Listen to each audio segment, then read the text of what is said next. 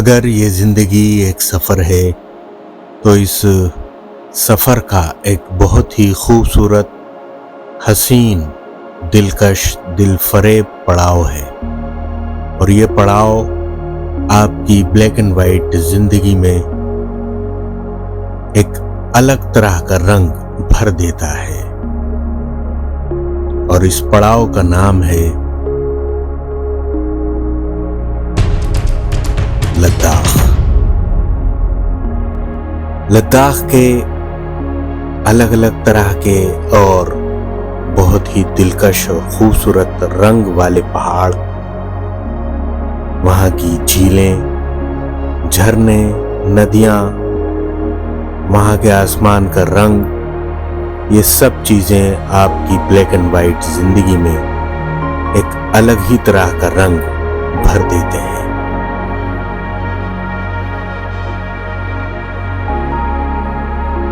और लद्दाख के इन्हीं इंद्रधनुषी रंगों में सराबोर होने के लिए हमारा एक छोटा सा कारवां लद्दाख के टूर के लिए निकला। और जब आप अपनी गाड़ी से लद्दाख जैसे लॉन्ग टूर पर निकलते हैं तो उसमें आपको खूबसूरत नज़ारे, वादियाँ, पहाड़, झरने, इन सब के अलावा एक चीज़ और एक्सपीरियंस करते हैं आप,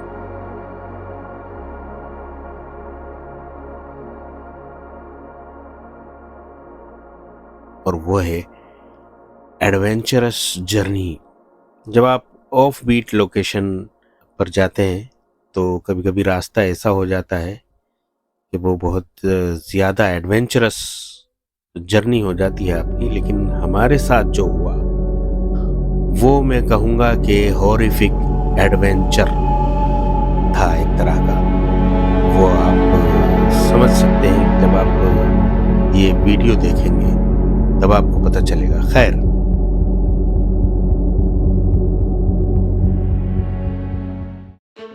तो तारीख थी 22 सितंबर 2024 और ये कारवां शुरू हुआ दिल्ली की ट्रैफिक से भरी हुई और पॉल्यूशन से भरी हुई सड़कों से।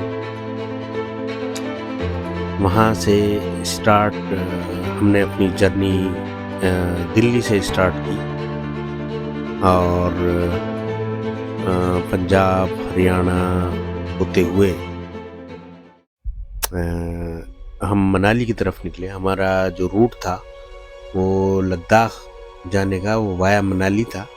कश्मीर से भी कुछ लोग जाते हैं कश्मीर होते हुए, बट हमारा क्योंकि plan via Manali, Ladakh and then Kargil और सोनमर्ग होते हुए कश्मीर को कवर करते हुए वापस दिल्ली पहुंचने का था। तो बहरहाल जब आपको इस तरह की सुरंगें दिखाई देती हैं तो इस बात का एहसास होने लगता है कि आपकी जर्नी का जो टनल है उसके उस पार बहुत ही खूबसूरत और मनमोहक नज़ारे इंतज़ार कर रहे हैं।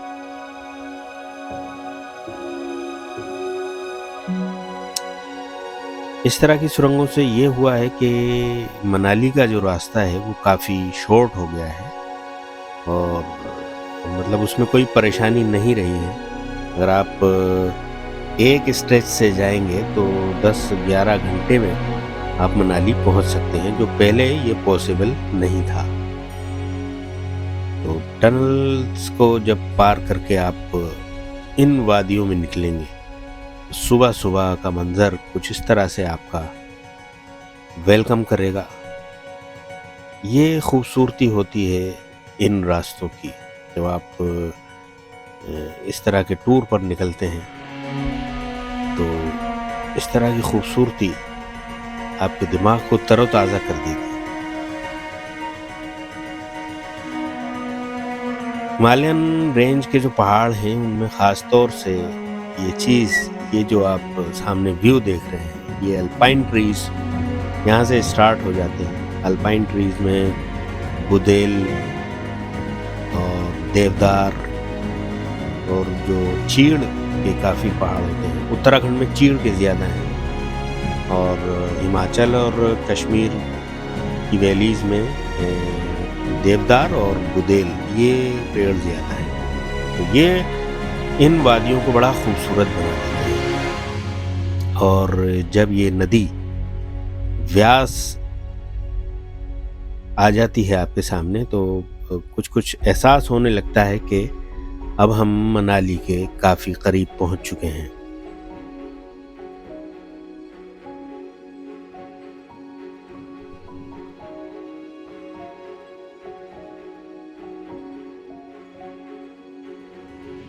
हमारा मनाली में कुछ ज़्यादा एक्सप्लोर करने का प्लान नहीं था। कुछ एक रात का स्टे था मनाली में।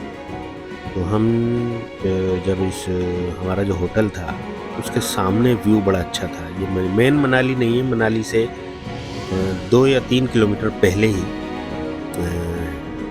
जगह है, वहाँ का ये होटल है। और ये होटल है hotel river and resort camp और उसके सामने ही व्यास नदी बह रही है। बहुत खूबसूरत व्यू मिलता है। अगर आपके पास अपना व्हीकल है तो मैं रिकमेंड करूँगा कि आप इस होटल में ठहरें, क्योंकि इसका व्यू बड़ा अच्छा होता है। आप इन जगहों पर जब आप जाते हैं तो सुकून और अच्छी जो नेचर की ब्यूटी है उसको देखने के लिए जाते हैं और वो आपको यहाँ पर भरपूर मिलेगी। सामने देखिए व्यास नदी बह रही है और ये मनाली की वादियाँ विद अल्पाइन ट्रीज आपको देखने को मिलेंगे।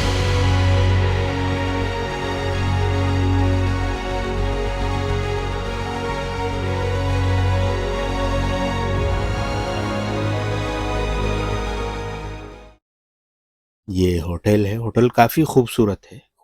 इसके रूम्स भी बहुत अच्छे और साफ, क्लीन, नीट एंड क्लीन है। तो मनाली में हमारा स्टे ये इसी होटल में रहा।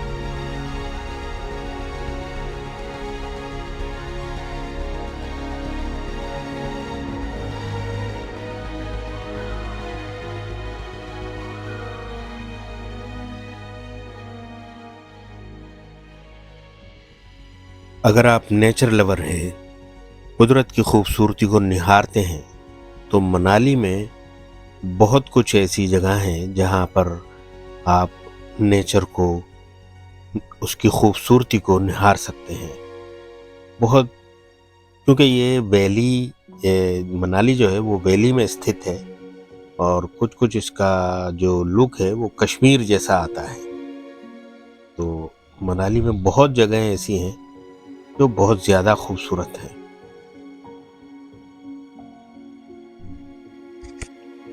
इसी खूबसूरती को देखने के लिए हम आए थे यहाँ पर, जहाँ ये वो जगह है जहाँ से सैथन टॉप का जो ट्रैक है वो शुरू होता है। ये सामने जो आपको ट्रैकर्स दिखाई दे रहे हैं, ये सब उसी ट्रैक पर जा रहे हैं। और अगर आप एक छोटा सा ट्रैक करना चाहते हैं तो ये एक अच्छा ट्रैक रहेगा।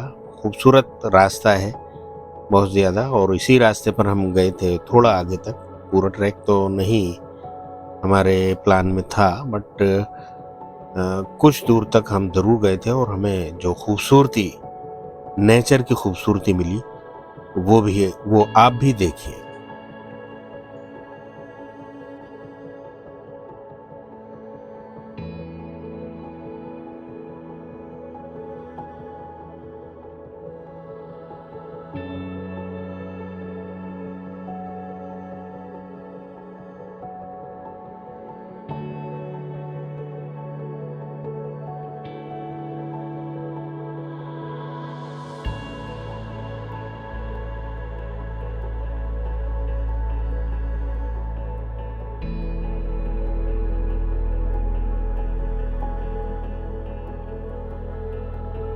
मनाली में ओल्ड मनाली और माल रोड एक अच्छी जगह है जहाँ आप अपना टाइम बिता सकते हैं, लेकिन हम इन पर ज़्यादा टाइम ना बिताकर नेक्स्ट मॉर्निंग हम लद्दाख के लिए रवाना हो गए थे।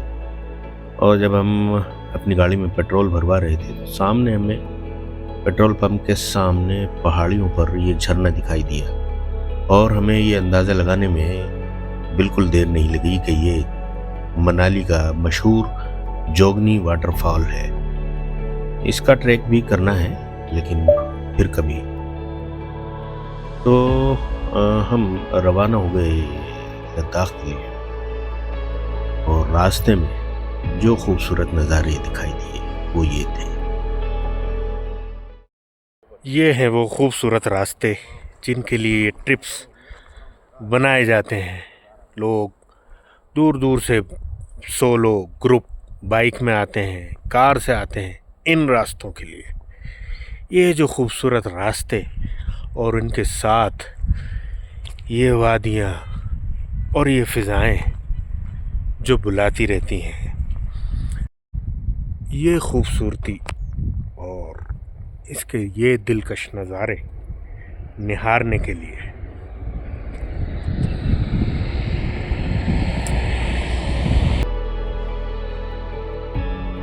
रोहतांग पास पर क्योंकि बर्फ़ नहीं थी, मतलब क्योंकि सीज़न भी नहीं है बर्फ़ का, तो लेकिन यहाँ का व्यू बड़ा खूबसूरत था। और इस खूबसूरत व्यू से ये मॉन्क भी अपने मूड में दिखाई दिए।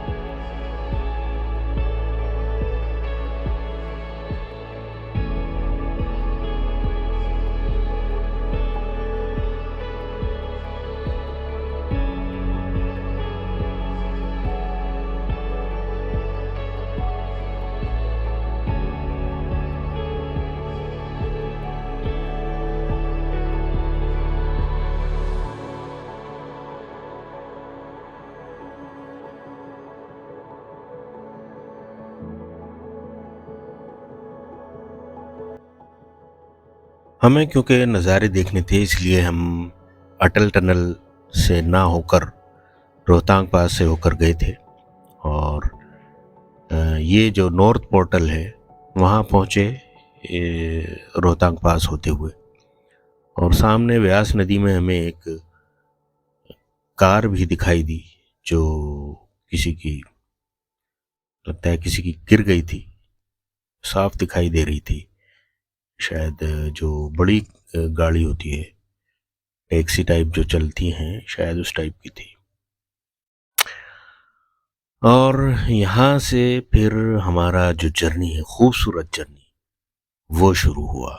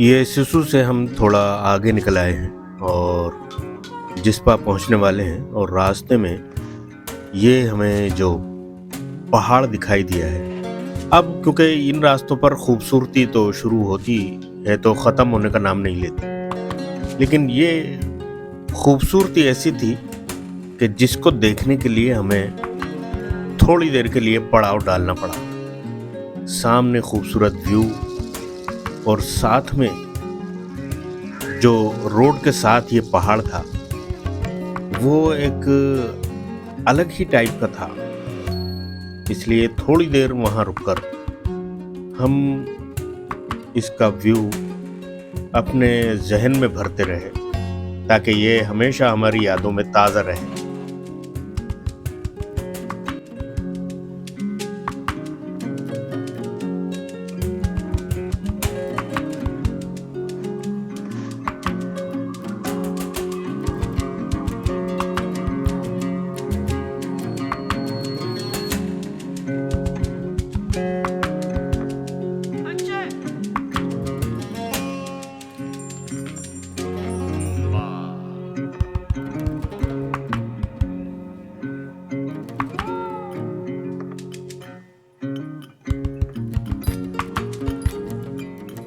इस तरह की छोटी छोटी झीलें और खूबसूरत झीलें, ऐसा नहीं कि उनकी खूबसूरती कुछ कम हो, खूबसूरत झीलें आपको बहुत दिखाई देंगी अगर आप मनाली से लेह का सफ़र करते हैं।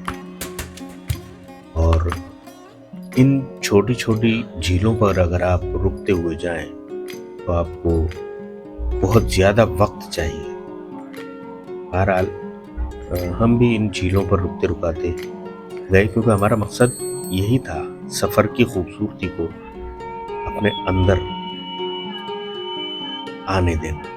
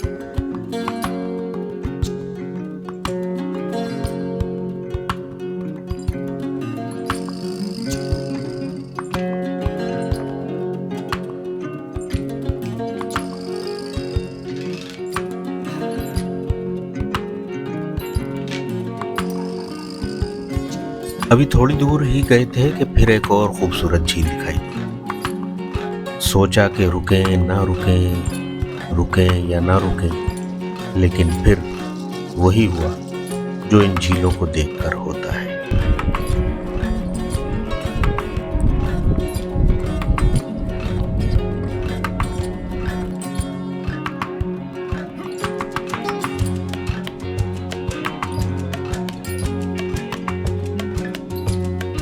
इस सफ़र में हमने लद्दाख के जो बड़े बड़े पासेज हैं उन सबको क्रॉस किया। सिर्फ खारदुंगला हमने क्रॉस नहीं किया क्योंकि वो हमने पिछले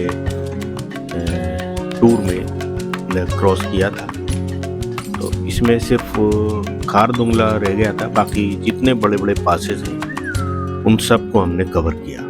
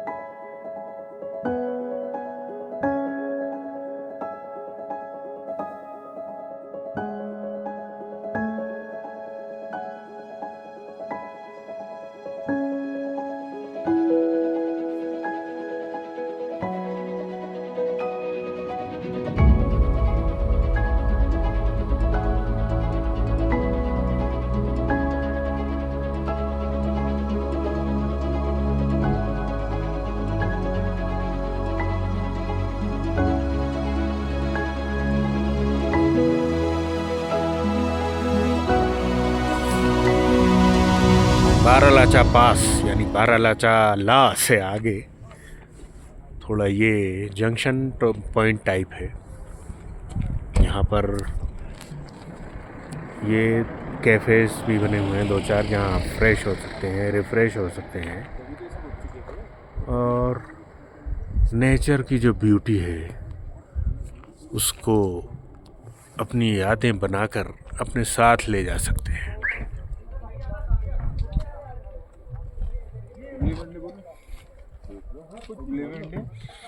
पराठा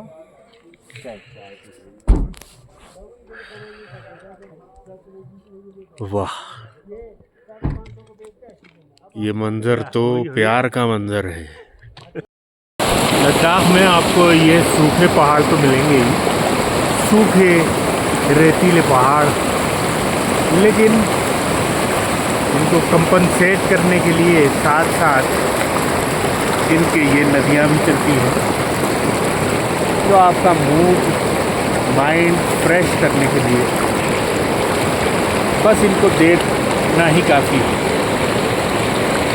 इसके तेज़ बहाव को, इसकी कल कल आवाज़ को सुनते रहिए और अपना मूड फ्रेश करते रहिए, माइंड फ्रेश करते रहिए।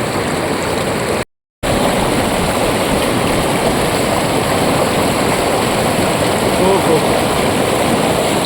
जैसा कि मैं पहले भी कह चुका हूँ कि ये जितने भी कैमरे हैं, मोबाइल का कैमरा हो या DSLR हो, वो ये जो मनाजिर हैं, ये जो मंज़र हैं, ये व्यूज़ हैं, इनको सही तरह कैद करने से कासिर हैं, कैपेबल नहीं है कि ये इस मंज़र को कैद कर सके। पहले जब बाई रोड 3-4 साल पहले जब बाई रोड मनाली से ले जाया जाता था तो इस तरह का रोड मिलता था, लेकिन अब कुछ ही बहुत कम स्ट्रेच है जैसा ये रोड है। लेकिन ज़्यादातर हिस्सा जो है बहुत अच्छा बना दिया है BRO ने, बॉर्डर रोड ऑर्गेनाइजेशन ने। इससे मनाली टू लेह का सफ़र जो है वो बहुत अच्छा हो गया है। हालांकि जो राइडर्स हैं वो ये कहते हैं कि अब उसमें वो एडवेंचर फीलिंग नहीं है।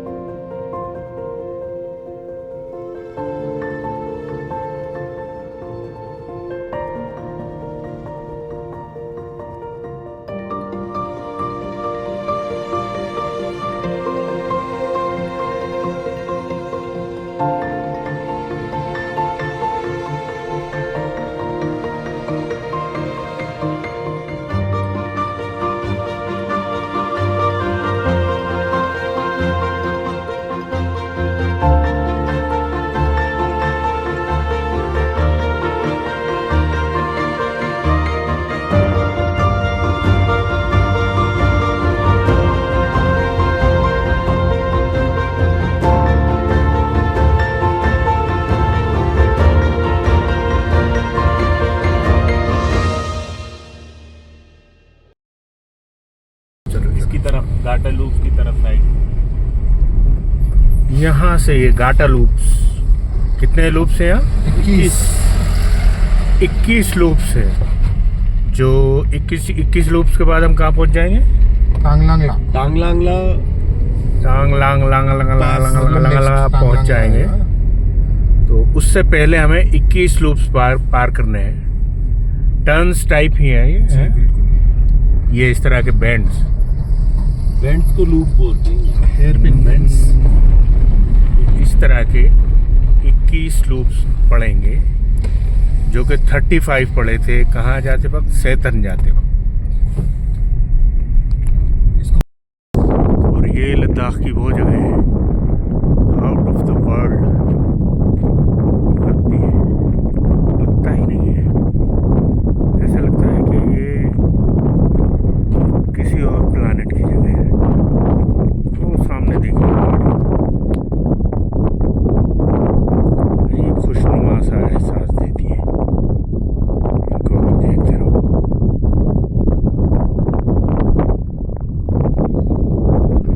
ये एक्चुअली मनाली से जब आप लेह की तरफ जाएंगे तो मशहूर गाटा लूप्स हैं। ये लूप्स इस तरह से बने हुए हैं, रोड बहुत स्टीप चढ़ाई है, तो उसके चढ़ने के लिए ये कर्व्ड रोड बनाए गए हैं जिनको गाटा लूप्स कहा जाता है।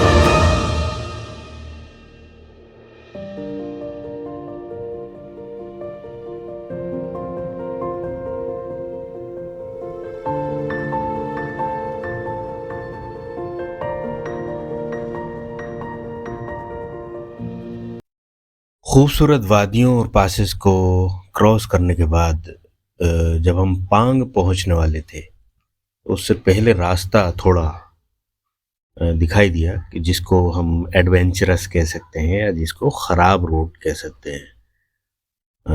उसमें थोड़ी प्रॉब्लम हो सकती है अगर ड्राइवर की सीट पर बैठने वाला बंदा को ड्राइविंग स्किल ना आती हो, बट हमारे साथ बहुत ही स्किल्ड बंदा था जो कई बार आ चुका है, थैंक्स टू हिम। और इस तरह के इसकी सिचुएशंस काफ़ी मिल सकती हैं ऐसे रोड्स पर कि जहाँ इस आपकी स्किल्स जो है वो काम आती हैं। और ये सिचुएशन ऐसी होती है कि आपको जल्दी फैसला करना होता है कि क्या किया जाए,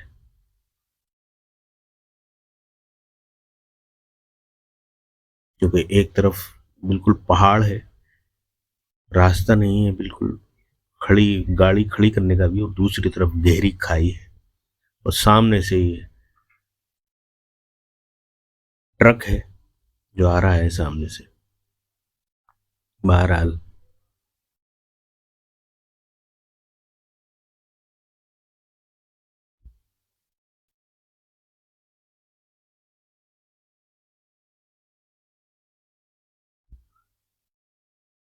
ऐसे रोड्स पर कहीं ऐसी जगह होती है कि जहाँ थोड़ी जगह मिल जाती है तो वहीं आपको गाड़ी ले जाकर अ, सामने से आने वाली गाड़ी के लिए जगह बनानी पड़ती है।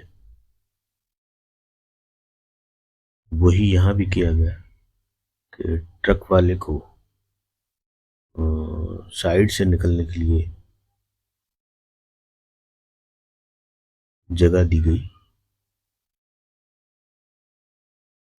और इसलिए दूर से आने वाले ट्रैफिक पर भी नज़र रखनी पड़ती है ताकि आप जहाँ हैं वहाँ रुककर ये फैसला कर सकें कि ट्रैफिक किस तरह निकलेगा, या सामने से जो आ रहा है वो अपनी गाड़ी रोककर गाड़ी निकलने का रास्ता बना सके।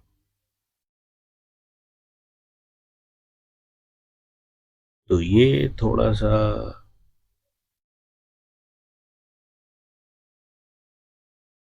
जिस्पा से जब आप पांग जाते हैं तो ये रास्ता जो स्ट्रेच है वो थोड़ा कच्चा टाइप है, जिसमें आपको प्रॉब्लम थोड़ी सी हो सकती है गाड़ी चलाने में।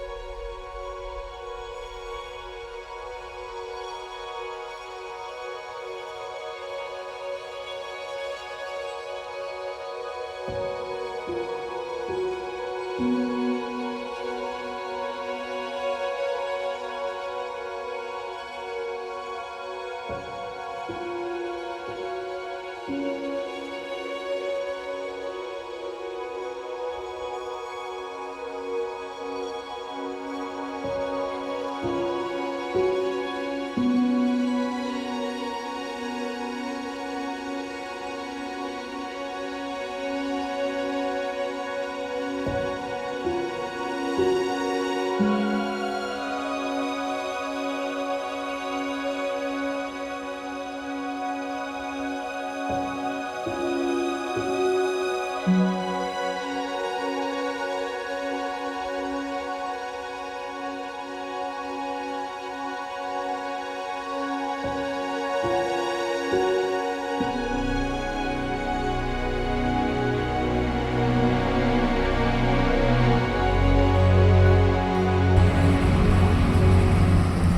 है पांग एरिया, लद्दाख का पांग एरिया। और कभी रास्ते में अगर आपको रात होने का, आगे रास्ते में ऐसा लगे कि आगे रास्ते में रात हो जाएगी, तो आपको यहाँ रुकना पड़ सकता है। और यहाँ पर जो स्टे के ऑप्शंस हैं वो कोई ज़्यादा नहीं है, थोड़े बहुत ही हैं, और वो सब एक जैसे हैं। बस आपको सोने के लिए एक बेड टाइप मिल सकता है और थोड़ी सी जगह होगी। तो इसलिए यहाँ पर ये एक्सपेक्ट ना करें कि कोई अच्छा होटल या गेस्ट हाउस या रेस्ट हाउस इस टाइप का मिलेगा। हाँ, लेकिन ये है कि आपकी रात गुजर सकती है यहाँ पर रुकने से। पांग से लेह के लिए सफ़र शुरू हो चुका है और पांग से हम जाएंगे सोमोरिरी। और ये लद्दाख की खूबसूरत चोटियों ने वेलकम करना भी शुरू कर दिया है। कहीं पर थोड़ी थोड़ी बर्फ़,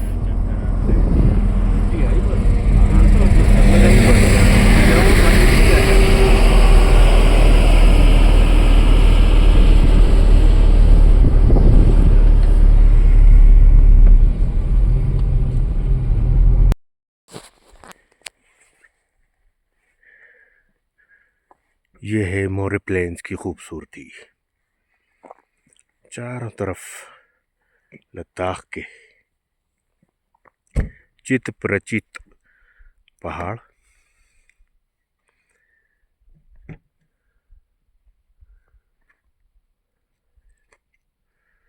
थ्री 360 डिग्रीज पर लद्दाख की चोटियों से घिरा हुआ ये प्लेन एरिया, 15,000 फीट से ज़्यादा ऊंचाई पर, और बीच में ये रोड जहां आप हैं,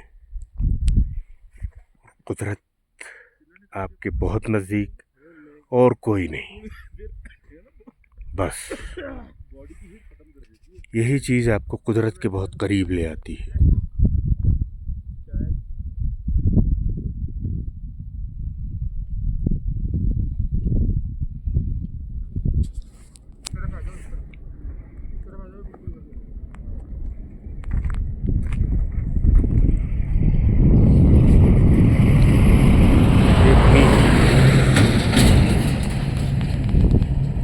सैकड़ों एकड़ तक दूर तक फैला हुआ ये प्लेन एरिया, जो एक अलग ही खूबसूरती पैदा करता है, क्योंकि इस एरिया में ऐसे प्लेन एरियाज नहीं मिलते हैं। क्लिप्स होती हैं, चट्टानें होती हैं, पहाड़ होते हैं, उसके साथ रोड्स बने हुए होते हैं, लेकिन यहाँ पर ऐसा नहीं है। काफ़ी लंबा एरिया है जिस पर आपको ये रोड मिलेगा प्लेन एरिया में।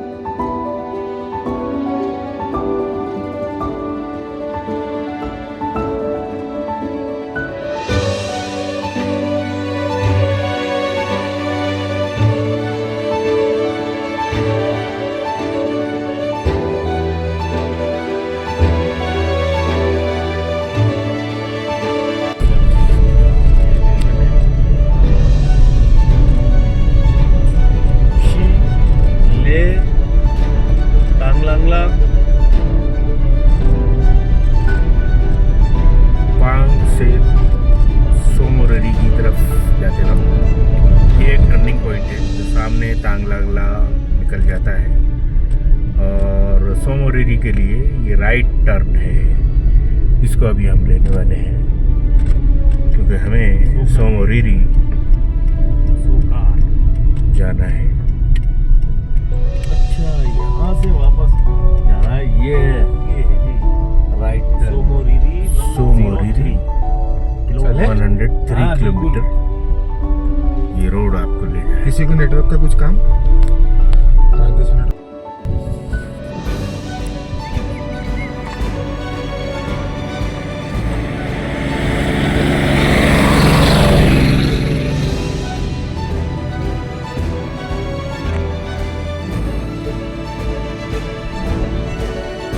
इस एरिया में लद्दाख के जो पहाड़ हैं, इस एरिया के जो पहाड़ हैं उसके डिफरेंट कलर्स आपको देखने को मिलेंगे। जैसे ये एक बिल्कुल अलग कलर है, सामने छोटी छोटी सी ग्रीनिश चोटियाँ, उसके साथ रेडिश ब्राउन, उसके साथ फिर ये प्लेन टाइप आ गया, फिर ये रेडिश ब्राउन। अलग अलग हैं कलर्स, लेकिन जो इसकी खूबसूरती बढ़ाता है वो रेडिश ब्राउन कलर ही है, तो बीच बीच में पहाड़ों पर है। और अब यहाँ पर बाइकर्स भी बहुत ज़्यादा आने लगे हैं, और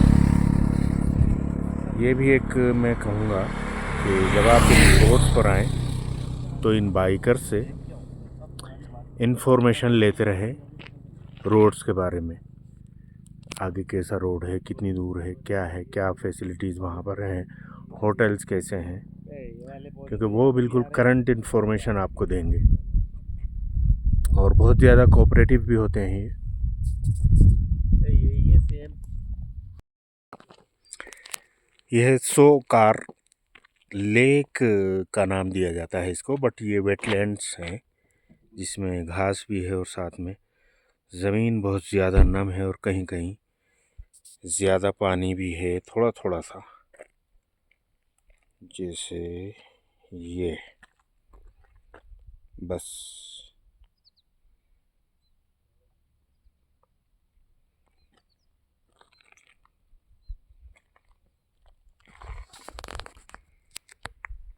इस जगह माइग्रेटरी बर्ड्स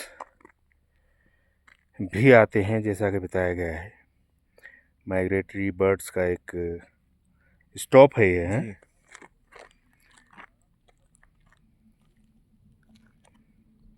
बहुत खूबसूरत इसका जो कलर, ग्रीन शेड्स जितने भी हैं वो सभी आ रहे हैं।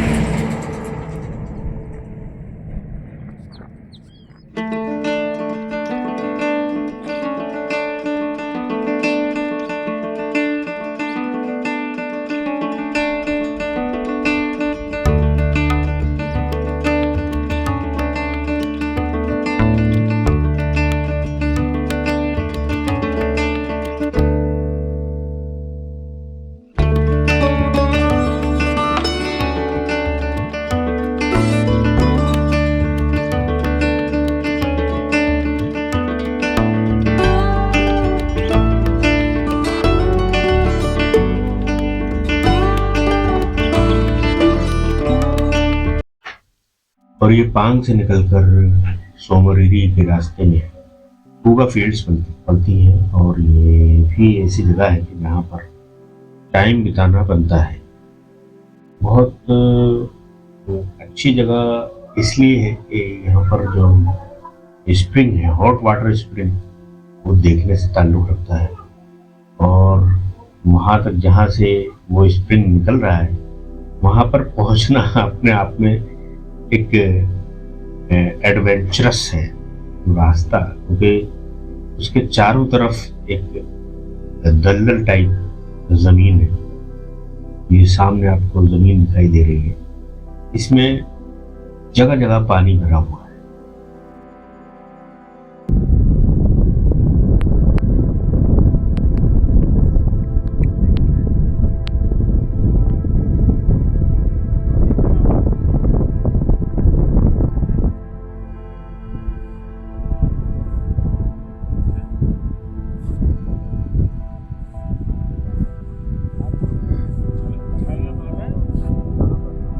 हॉट स्प्रिंग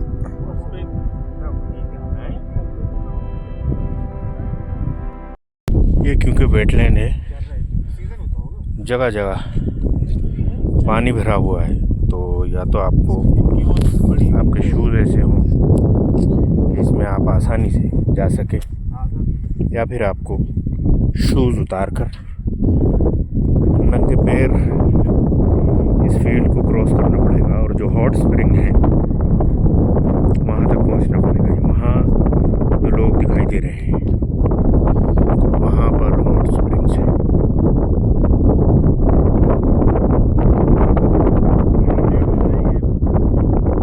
पानी उछलता हुआ दिखाई दे रहा है, वो हॉट स्प्रिंग है।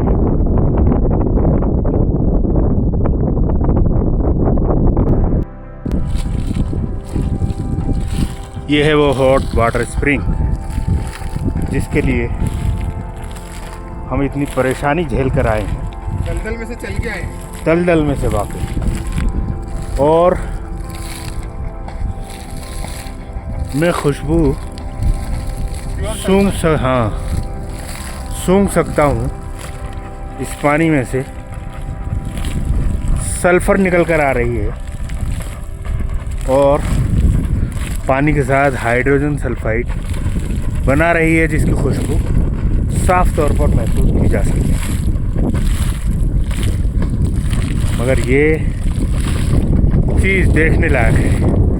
सामने आपको मैदान कितना आसानी से क्रॉस करने वाला दिख रहा है, उतना ये है नहीं। जब आप इसको क्रॉस कर आएंगे इसकी परेशानी आपको तभी पता चलेगी। उसका सबूत ये है, बैंड पूरी तरह सन चुकी है मड में। पानी में ख़तरा ये था कि उस पानी में लीचेस ना हो, और खैर हमने इसको क्रॉस कर लिया और इस कुदरती नज़ारे को हासिल कर लिया जिसके लिए हम यहाँ आए हैं।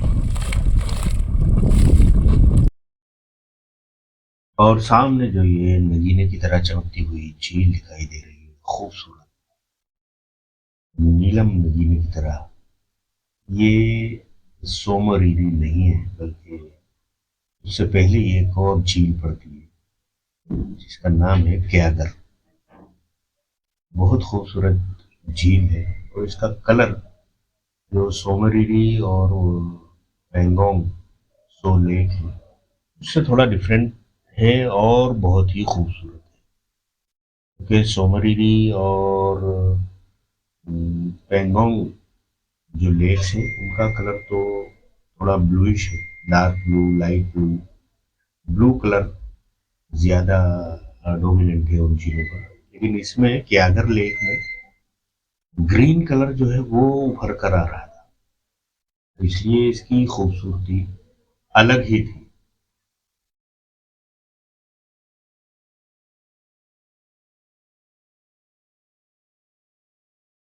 क्यागर झील और इसके खूबसूरत कलर जो निखर कर आ रहे हैं, हालांकि ज़्यादा बड़ी नहीं है। हाँ जो लेक अगर बिल्कुल उसके पास हिसाब लेनी है तो देखो वहाँ पे गाड़ी चल सकती है। लेकिन मगर जो शेड यहाँ आ रहा है बहुत खूबसूरत।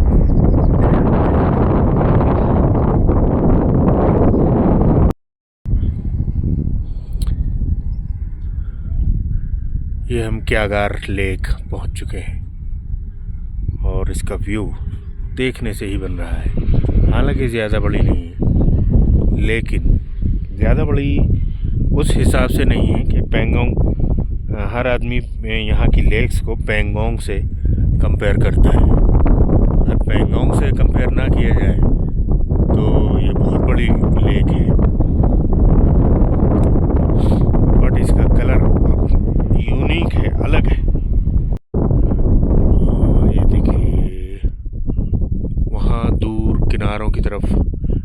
डार्क ग्रीन, फिर लाइट ग्रीन, जितने भी ग्रीन के शेड्स हैं।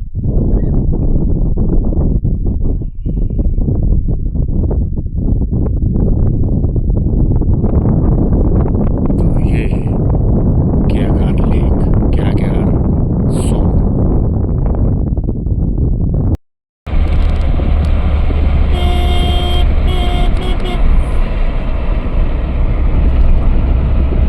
तो यहाँ से ब्लू है बिल्कुल। अलग अलग शेड ये लगा रहे हैं। हाँ, वहाँ तक नहीं आएगा, यहाँ लगा के इसमें चॉकलेट्स में रखें।